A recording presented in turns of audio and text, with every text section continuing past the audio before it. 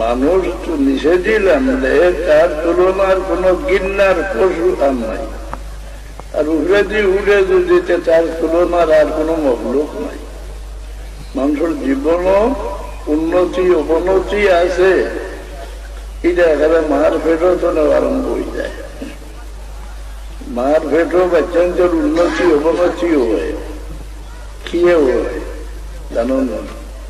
খানিয়ে মা বাবার খানিয়ে, মা বাপে খাইতে যদি আরাম খায়, মা বাবার খানিয়ে বাচ্চারে মানুষ বানায়, পশু বানায়, শয়তান বানায়, আওলাদ হয়ে যাওয়া মানুষের খানি টনে রক্ত হয়ে যাওয়া, আর রক্ত টনে আওলাদ হয়ে যাওয়া।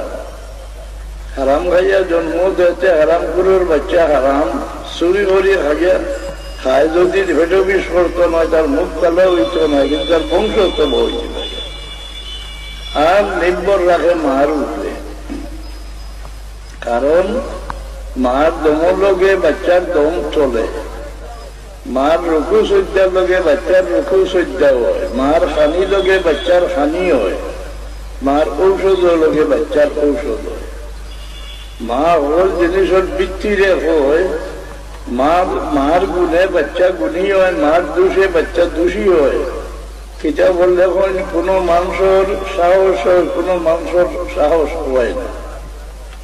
এর কারণ কিতা বলে মার কারণে, যে ব্যক্তির মা সখী দাতা অন্য মানুষের দান করে, খাওয়ায়, সাহায্য করে, এই বেটির ভেড়া যে বাচ্চা পয়দা হইব, যত জীর্ণ হোক, কমজোর হোক, বাগর সাহস।